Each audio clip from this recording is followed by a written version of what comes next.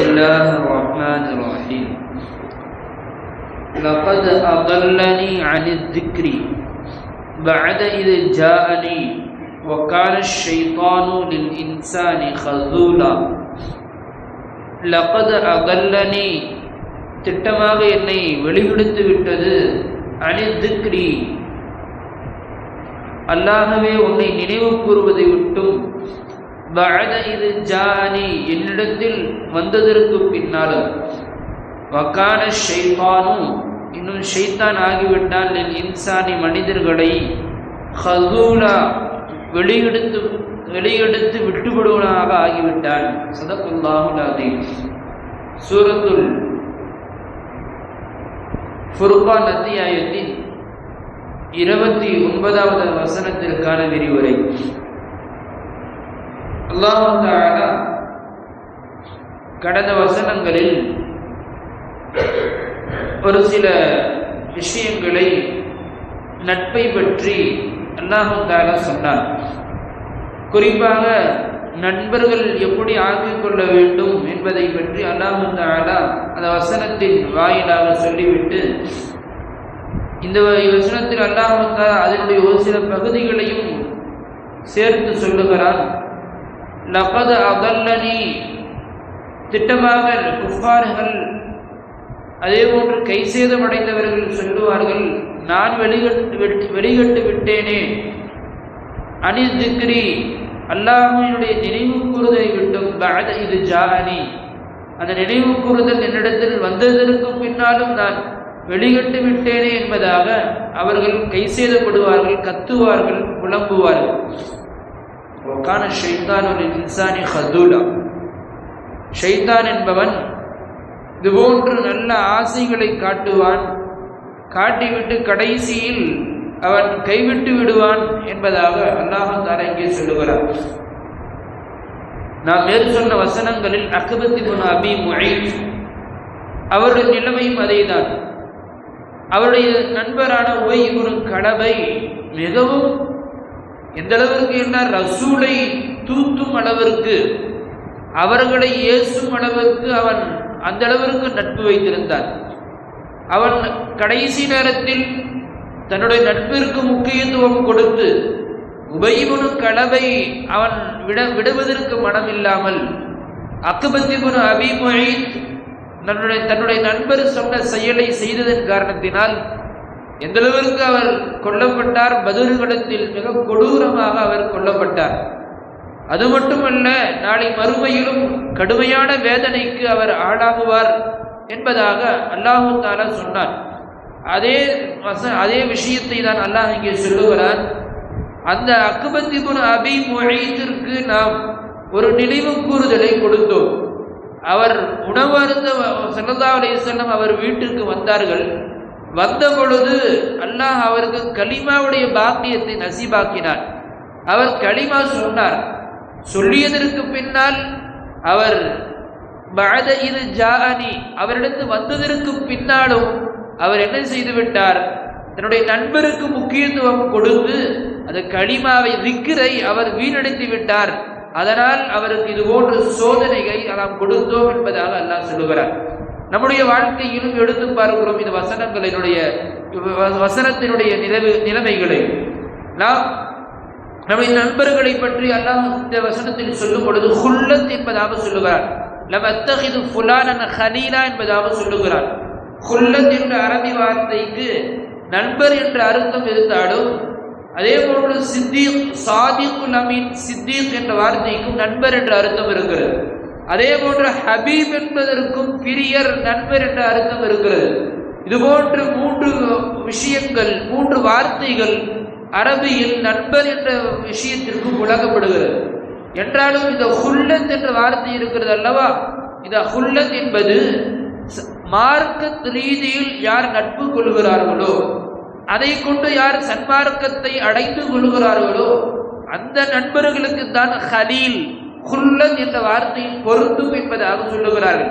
அதனால்தான் அல்லாஹ் தஆலா குர்ஆனில் பல இடங்களில் வகான இப்ராஹீம ஹலீலா இப்ராஹிம் அலைஹிஸ்ஸலாத்தை அல்லாஹ் ஹலீலாக நண்பனாக ஆக்கி கொண்டான் என்று சொல்லும் பொழுது இப்ராஹிம் அலைஹிஸ்ஸலாம் அவர்களை அல்லாஹ் மார்க்க ரீதியில் நண்பனாக ஆக்கி கொண்டான் என்பதாக சொல்லப்படுகிறது.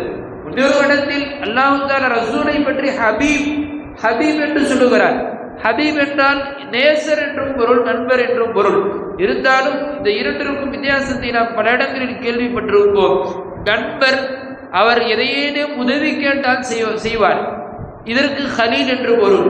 ஹபீப் என்றால் அவர் உதவி கேட்பதற்கு முன்னாலேயே அவருக்கு ஏதேனும் வீடுகளில் அப்படி பிரச்சனை என்று வந்துவிட்டால் அல்லது ஏதேனும் கடன் கேட்கக்கூடிய சூழ்நிலை ஏற்பட்டு விட்டால் அவர் வாய்விட்டு எனக்கு இது போன்று கடன் ஏற்பட்டு விட்டது, எனக்கு கடன் கொடு என்று தன்னுடைய நண்பரிடத்தில் கேட்பதற்கு முன்னால் அந்த நண்பருடைய நிலைமையை புரிந்து உதவி செய்வார் அல்லவா, இதற்கு பேர் ஹபீப் என்பதாக சொல்லப்படுகிறது. ஆக இது போன்ற பல விஷயங்கள் நண்பருடைய விஷயத்தில் இருந்தாலும் இந்த வசனத்தில் அல்லாஹ் தஆலா இது போன்று உபய் இப்னு கலப் அக்பத் இப்னு அபீ முஐத்திற்கு உதவி செய்வதை போல் காட்டிவிட்டு கடைசியில் விட்டுவிட்டான். இதேதான் ஷைத்தானுடைய நிலைமையும். வக்கான ஷைத்தான் ஒரு இன்சானி ஹதூலா, உலகத்தில் அல்லாஹ் தஆலா ஷைத்தானை வைத்திருக்கிறான். அந்த ஷைத்தான் மனிதர்களை வெளியெடுப்பதாக வாக்கு கொடுத்திருக்கிறார்.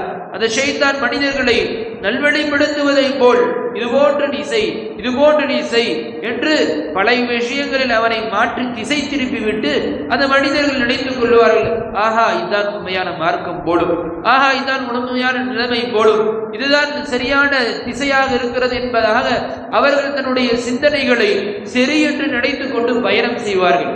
ஒரு நிகழ்வு, ஒரு ஹதரத் பெருந்தகை தன்னுடைய பயானில் சொன்ன விஷயம், என்ன செய்தார்கள், ஒரு மனிதர் குர்பானி கொடுக்காமல் அந்த குர்பானிக்கு பதிலாக அவர் சொல்லுகிறார் அந்த ஹஸரத்தினிடத்தில், நான் இனிமேல் என்னுடைய காசை முழுவதுமாக சதக்கா செய்ய போகிறேன், குர்பானி கொடுத்து என்ன பிரயோஜனம், அந்த குர்பானியினால் நாம் தானே புசிக்கிறோம், நாம் புசித்து நாம் வீணாக உண்டு கழிக்கிறோம், அவ்வளவுதான். அதை நான் கொடுக்கக்கூடிய 3 ஆடுகளுடைய கிரயங்களை ஒரு 50,000 60,000 அதை அப்படியே ஒரு ஏழை குமர்களுக்கு அல்லது மருத்துவ நோயாளிகளுக்கு அல்லது வேறு ஏதேனும் கடன்களால் சிக்கி தவிக்கின்ற ஏழைகளுக்கு கொடுத்தால் அவர்களுக்கு பாய்தாவாக இருக்கும் அல்லவா என்பதாக சொல்லுகிறார். அந்த ஹஸரத் பெருந்தகை அவரிடத்தில் சொன்ன ஒரு விஷயம் சொல்லுகிறார்கள், ஸல்லல்லாஹு அலைஹி வஸல்லம் கடைசி காலகட்டத்தில் 63 ஒட்டகைகளை தன்னுடைய கரங்களால் அறுத்தார்கள். அது மட்டுமல்ல, மீதமுண்டான ஒட்டகைகளை அலி ரலியல்லாஹு அன்ஹு அவர்களை கொண்டு அறுக்க சொன்னார்கள். ஆக நம்முடைய மார்க்கம் என்பது ஸல்லல்லாஹு அலைஹி வஸல்லம் எதை சொன்னார்களோ அதை செய்வதுதான். நம்முடைய சிந்தனைக்கு நான் குர்பானி கொடுத்து என்ன பயன், நான் குர்பானியினால் என்ன கரியதாரை புசிக்கிறேன் என்பதை போன்ற உன்னுடைய சிந்தனைக்கு விடப்பட்ட மார்க்கம் அல்ல இது. ஸல்லல்லாஹு அலைஹி வஸல்லம் அவர்களும் அல்லாஹும் நமக்கு ஒரு விஷயத்தை கட்டளையிட்டு விட்டால் 5 நேரம் தொழுகு என்றால் தொழுக வேண்டும், உனக்கு ஜக்காத்து வருடம் ஒரு முறை கொடுக்க வேண்டும் என்றால் கொடுத்து விட வேண்டும், அதே போன்று நோன்பு நோக்க வேண்டும் என்றால் நோன்பு நோற்று விட வேண்டும். இதுதான் மார்க்கமோ தவிர மாறாக உன்னுடைய சிந்தனையை கொண்டு அங்கு வைத்து இது போன்று இருந்தால் நன்றாக இருக்குமே, இது போன்று நோன்பு இந்த காலத்தில் வைத்தால் நன்றாக இருக்குமே என்பதாக உன் இஷ்டத்திற்கு விடப்பட்டது அல்ல மார்க்கம். அல்லாஹும் ரசூலும் சொல்லிவிட்டார்கள் என்றால் அதை அப்படியே எடுத்து நடப்பது நம் மீது கடமை. ஆக இது போன்று நம்முடைய மார்க்கம் என்பது கட்டமைக்கப்பட்டிருக்கிறது தவிர ஷைத்தானுடைய அந்த ஊசலாட்டங்கள் கடைசியில் இதுபோன்று சிந்தனைகளில் தவறவிட்டவர்கள், சிந்தனையால் வெளிகெடுக்கப்பட்டவர்கள் என்ன செய்வார்கள், நாளை மறுமையில் இந்த வசனத்தினுடைய முஃபஸ்ஸிரீன்கள் சொல்லுவார்கள், நாளை மறுமையில் தன்னுடைய சிந்தனைகளை பார்ப்பார்கள், ஷைத்தான் தானே இதை செய்தான், ஷைத்தான் அங்கே நோவினைப்படுத்தப்படுவான், நரகத்தினுடைய வேதனைகளில் தள்ளப்பட்டிருப்பான், அவன் காப்பாற்றுவான் என்று நினைத்திருப்பார்கள். கடைசியில் யார் காப்பாற்றுவான் என்று நினைத்தார்களோ அவனே அதாபு செய்யப்படுவான். ஆக இது போன்று சிக்கிக் கொண்டவர்கள் கடைசியில் அதாபு செய்யப்படும் பொழுது, ஆஹா உலகத்திலேயே நமக்கு வழிகாட்டக்கூடிய இறைவேதம் வந்ததே, ரசூல் ஸல்லல்லாஹு அலைஹி வஸல்லம் வந்தார்களே, அவர்களுடைய சொற்களை நாம் எடுத்திருக்க வேண்டுமே வேண்டுமே என்பதாக அவர்கள் புலம்புவார்கள் என்பதாக அல்லாஹ் தஆலா இந்த வசனத்தில் ஆரம்பத்தில் சொல்கிறார், லகத் அகல்லனி, நான் வெளிகட்டு விட்டேனே, அனி ذிக்ரி பஅத இத் ஜாஅனி, என்னிடத்தில் அல்லாஹ்வுடைய நினைவு கூறுதல் வந்ததற்கு பின்னால், திருக்குர்ஆன் ஷரீஃப் வந்ததற்கு பின்னால் நான் வெளிகட்டு விட்டேன் என்பதாக புலம்புவார்கள். வகான ஷைத்தான், இன்னும் ஷைத்தான் ஆகிறவன் மனிதர்களை இடையில் விட்டு செல்லக்கூடியவனாக, ஹசூலா என்றால் ஒரு விஷயத்தை தொடர்படியாக கடைசியில் போய் விட்டு விடாமல் இடையிலே, உதாரணமாக ஒருவருக்கு நான் வெளிகாட்டுகிறோம் என்று சொல்லி அவனை அழைத்து வந்து வாங்க அந்த வீட்டுக்கு நான் போய் விடுறேன் என்று சொல்லி கடைசியில் ஒரு பாதி வெளியில் சென்று விட்டுவிட்டு இதுக்கு மேல நீங்க போய்க்கும் என்று சொல்வதை போல் கடைசி வரை அவனை கொண்டு செல்லாமல் இடையில் விட்டு செல்பவனது ஹசூல் என்ற பொருள். அப்படிப்பட்ட நிலைமையை தான் ஷைத்தான நிலைமை.